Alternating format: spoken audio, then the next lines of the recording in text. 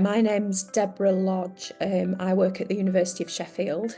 My role title is Director of Research Partnerships and Innovation. So I have a very broad remit with a team that provides support from very early career researchers, including PhD students, postgraduate researchers, through early career researchers who are typically on fixed term contracts working on grants, through academic researchers support, helping people apply for grants, and then right through to knowledge exchange, innovation, and we've got a very active commercialisation team at the University of Sheffield. So it is a very a broad remit. All universities organise this differently. If there was a right way, we'd all do it the same. But at Sheffield, we have this one central service which has a very broad remit. So for me, a positive research culture has a range of aspects. I think it's really important that there's leadership around this from the top. And at the University of Sheffield, our Vice President for Research and Innovation, Sue Hartley, and her Deputy Vice President for Research, Professor John Flint, they lead this agenda. However, I don't think it's enough for the senior leaders to champion and advocate. I think it's something that has to be embraced at all levels of leadership. And I think it's fair to say that at Sheffield, that's a work in progress. I think, if they were honest, most universities would say the same. I think that it's really important that we lead generously. And we've included that phrase, generous leadership, at the University of Sheffield in our definition of research excellence. So in our definition of research excellence, it is about what people do, the outputs they produce, the grants they win, the impact that they have beyond academia, but it's also about how they undertake their research. And a key part of that is this concept of generous leadership. And that's about people valuing the careers of others as much as they value their own, and therefore supporting people to access opportunities, or even to highlight opportunities to progress their own careers alongside the people who might be more established or who might be kind of more senior in terms of the hierarchy. It's really important that research culture is inclusive.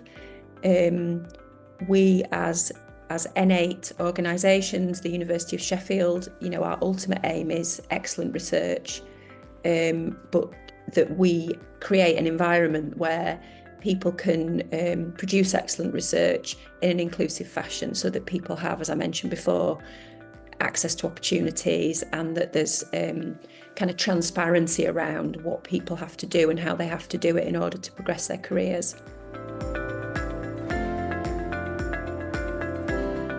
I think the first thing is really key, and I think in other organisations this would sound odd, in other non-academic organisations, but actually what we hear when we're discussing research culture across the university is that what people would really like is to have better academic line management, and for academic line managers to have access to good training and development so that they understand the kind of nuts and bolts of how to manage individuals or manage a team. I think as professional colleagues, we've often worked our way through the organisation or other organisations, and we've had lots of opportunities to develop our line management skills through CPD or other types of professional development, whereas most academic researchers, when they join academia, kind of line management probably isn't at the forefront of their minds. And as they get a grant and they have a team, or they gain some responsibilities within a department for delivering an area, they do become line managers. And as I say, those kind of nuts and bolts around how to support people's career development and that type of thing, they aren't obvious. So that's something that I'd like to change. And in fact, it's something that we're exploring at Sheffield at the moment, a move to a model of kind of team-based academic line management. So one person having responsibility for a team of people outside grants, just within the academic school or department.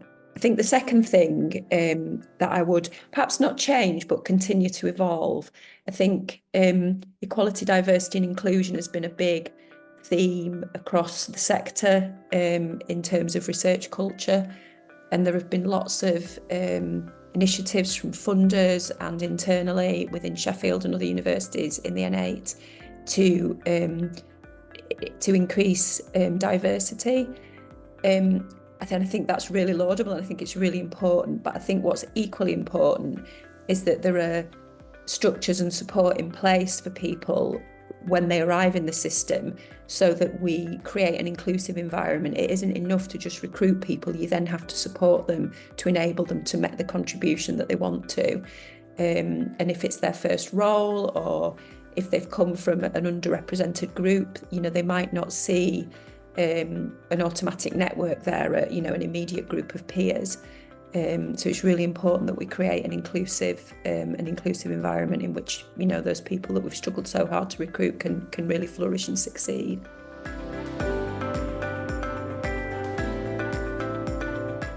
It has real benefits to our work around research culture. I think this agenda is still relatively new. I think it's something that people are exploring all together.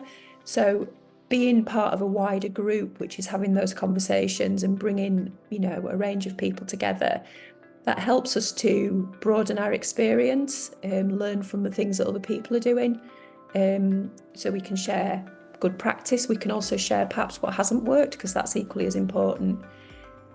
It helps us to benchmark what we're doing, perhaps not in a quantitative sense, but in a qualitative sense.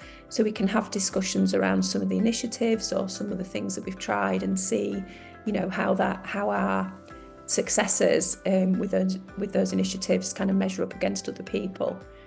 I think the N8 Observatory for Research Culture is a great platform for us. It enables us to share case studies and other material of some of the things that we're really proud of at Sheffield with a wider audience.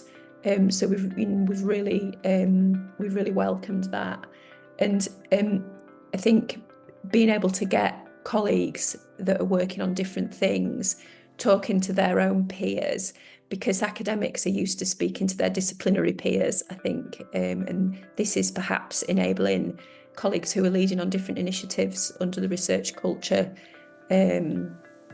banner, if you like. It enables them to talk to people in other universities who they might not normally come across, because they're in completely different disciplinary areas, and that's really helpful for them to build their networks kind of across different axes, if you like. Something that I feel very strongly about is disability. So we undertook a project at Sheffield, quite a lengthy project, working with focus groups, and we made it part of our survey of postgraduate research students to kind of dig down into what would improve the experience of disabled students. When we ran our most recent postgraduate research student voice survey, the group that had probably the least strong experience was in fact disabled PGRs. So we've done a lot of investigation to work out what would make it better, what would improve their experience. And on the back of that, we had a report which went through our kind of committee and governance structure. And then I was able to secure some funds to secure a colleague who is very experienced in this area. Their substantive role is in the disability and dyslexia support service, to actually implement some of the recommendations. And that feels like something that's very real. We could be able to go back to students and say, you suggested these things and here's what we've delivered.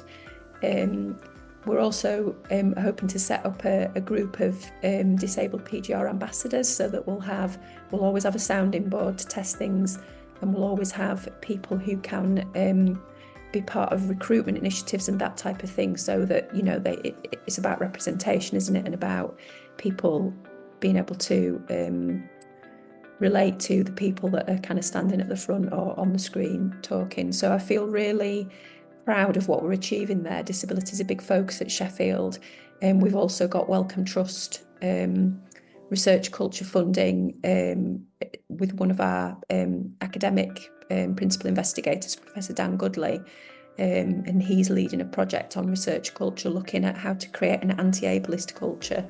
So this is something that, you know, we are really focused on, and I do feel really proud of, you know, what we're starting to achieve.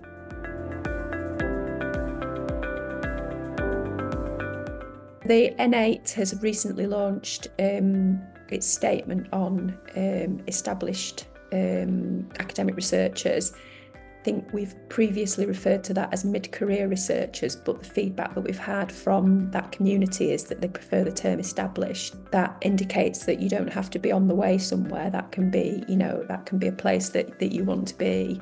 At Sheffield, this is something, the need for kind of specific support and networking and developing for colleagues, you know, who aren't yet professors or who may not want to be professors, but who are established in their careers. The need for specific and tailored support is, we've heard that for quite some time. So we really welcome the work that the N8's done, and we've been involved in that. At Sheffield, we have created an established researcher forum. We saw expressions of interest from our academic colleagues to be part of the leadership team for that, and we've got that in place now. And they recently held their first event, which was very well attended. They had the Vice-Chancellor attended that event. I think it's important to have that very senior, visible leadership so that people understand that that's something that's important to the university and that it's valued. And we anticipate that that forum will enable us to understand what that specific support and development looks like. And it might be different in different disciplines. It might be, you know, it might vary, but we do really want to provide that.